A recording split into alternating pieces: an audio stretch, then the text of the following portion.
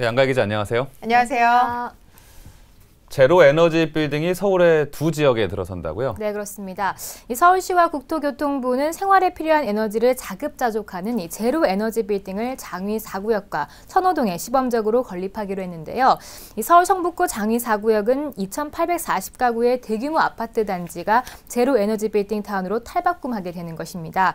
이 대규모 고층형 단지를 설계 단계부터 이렇게 제로 에너지 빌딩으로 재건축하는 것은 이번이 첫 사례입니다. 네. 이 천호동에는 41가구 노후주택을 107가구의 저층형 공동주택으로 재건축하는 형태로 빌딩이 들어서는데요. 이 천호동은 용적률을 상향해서 경제성을 확보하고 또 고효율 창호와 외단열을 적용하는 것은 물론 태양열과 지열 등 신재생 에너지를 활용해서 에너지 비용을 최대 80% 절감하는 것이 목표입니다. 서울시와 국토교통부는 두 곳에서 시범 사업을 벌여서 제로 에너지 빌딩의 모델을 창출할 계획입니다. 네, 에너지난이다. 고 미래 산업은 결국 에너지 싸움이 될 거다. 이런 말이 있는데 어찌 보면 제로 에너지 빌딩은 미래형 주택이라고도 볼 수 있을 것 같습니다. 네, 맞아요. 얼른 만나보고 싶은데요. 공사는 언제부터 시작하는 걸까요? 네, 장위 4구역은 2017년부터 그리고 천호동은 올해 연말에 착공에 들어가게 되고요. 네. 사실 서울의 전체 에너지 소비와 온실가스 배출의 절반 이상은 이렇게 건축물에서 이루어지게 됩니다. 때문에 서울시 역시 이 점에 중점을 두고 있는데요. 한번 건물을 지으면 최소 30년 이상이 유지가 되는 만큼 네. 건물 설계 단계부터 에너지 성능을 높이는 데 힘쓸 계획입니다. 서울시는 이번 사업을 위해서 국토부와 한국건설기술연구원 그리고 에너지관리공단 등과 협약을 진행했는데요. 사업 종료 후에는 3년간 에너지 사용량을 관찰해서 사업 효과를 검증하게 된다고 합니다. 네, 자체적으로 에너지를 많이 만들 수 있는 것도 중요하지만 네. 어떻게 에너지를 절약할 것인가가 또 관건이 될 것 같아요. 네. 시범 사업으로 대규모 고층형 그리고 또 소규모 저층형 이렇게 두 가지 모델의 제로 에너지 빌딩을 짓게 된다고 하는데요. 에너지 소비가 되지 않는 건물, 과연 어떻게 자리매김할지 많이 궁금하네요. 네, 다음 소식입니다.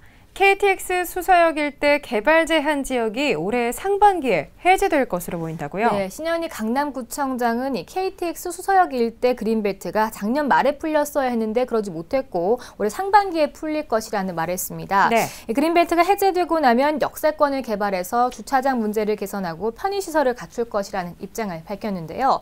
이 KTX 수서역은 KTX와 GTX까지 운행을 하면 하루 이용자가 17만 명으로 이 주차장과 편의시설이 매우 부족하다는 것이 신 구청장의 입장입니다. 한편 국토교통부는 올해 상반기에 KTX 수서역 개통 전에 일대 개발 제한 구역 60만 제곱미터를 한꺼번에 해제하는 방안을 추진해왔습니다. 네, 이 수서 일대 개발 제한 구역을 일시에 해제하는 국토부 개발안에 대해서 서울시는 반대 입장을 표명해 왔는데요. 네. 이렇게 되면 또다시 갈등이 생기는 거 아닌가요? 네, 그럴 것으로 보입니다. 아무래도 서울시는 이 국토부의 KTX 수서역 주변 개발 계획 강행에 대해서 성급하게 개발 제한 구역을 일시에 해제한다면서 여러 차례 반대 입장을 표명한 바가 있거든요. 네. 서울시는 인근 문정동까지 포함한 종합적인 개발 계획을 수립한 이후에 수서 역세권 개발에 착수해야 하는데 국토부가 성급하게 밀어붙이고 있다는 입장입니다. 또 일시에 그린벨트를 해제하고 이 자연 녹지를 상업지역으로 변경하는 대규모 개발임에도 수요 분석이나 광역교통 개선 대책 등이 미흡해서 오피스 과잉 공급이나 교통 대란 등의 우려가 있다는 입장입니다. 네, 이 수서역 일대 그린벨트 해제 소식에 인근 땅값도 다시 들썩이고 있는데요. 네. 서울시와 강남구 또 서울시와 국토부의 갈등 역시 다시 한번 재현되지 않을까 우려가 되고 있습니다. 네. 자, 또 다음 소식 살펴보죠. 위기에 빠진 전통시장 상인들을 살리기 위해 진행되는 전통시장 현대화 사업. 근데 현대화 사업을 마치고 나면 다시 결국 또 상인들이 피해를 본다고요? 네. 이 전통시장 현대화 사업 후에 임대료 급등으로 인한 상인들의 피해를 막기 위해서 서울구로구는 전국 최초로 분쟁위원회를 도입하기로 했습니다. 네. 구로구는 전통시장 및 상점가 육성을 위한 특별법, 그리고 상가 건물 임대차 보호법, 민법에 근거해서 이달부터 상가 임대차 분쟁조정위원회를 운영하기로 했습니다. 이렇게 분쟁위를 도입하게 된 계기는 이 현대화 사업 후에 치솟은 임대료로 괴로워하는 상인들이 극단적인 선택을 하는 등의 부작용이 있었기 때문인데요. 있는데요. 네. 실제로 작년 1월에 현대화 사업을 마친 구로군의 한 전통시장 점포에서는 상인 A씨가 목을 매 숨진 채 발견되기도 했습니다. 네. 주변 상인들은 A씨가 현대화 사업 완공 후에 새해 첫날부터 건물주가 월 임대료를 올리겠다고 통보했기 때문이라고 진술한 것으로 밝혀졌습니다. 네, 누구를 위한 현대화 사업인지 좀 의문이 생기네요. 네, 그러네요. 상인의 자생력을 키우기 위해서 진행한 현대화 사업이 결국 건물주의 배만 불리는 결과로 이어진 것 같은데요. 하지만 점포는 개인 자산이라 지자체에서도 어떻게 할 방법이 없을 것 같습니다.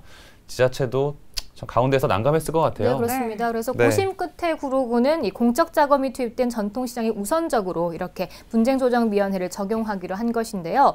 구로구 옴부즈맨과 공무원, 구의원, 상인회장과 법률 전문가 등 7명으로 위원회를 구성을 했습니다. 이 위원회는 이해관계인의 요청이 있을 때 시설 현대화 사업 취지와 시장 내의 일반적인 기준을 고려한 임대료 인상안을 제시하고 중재하는 역할을 하게 되고요. 양측이 조정 합의안을 수용하지 않으면 이 서울시가 운영하는 임대차 상담센터 등 프로그램이나 혹은 구로구 법률상담실로 안내해서 합의를 유도하는 기능을 하게 됩니다.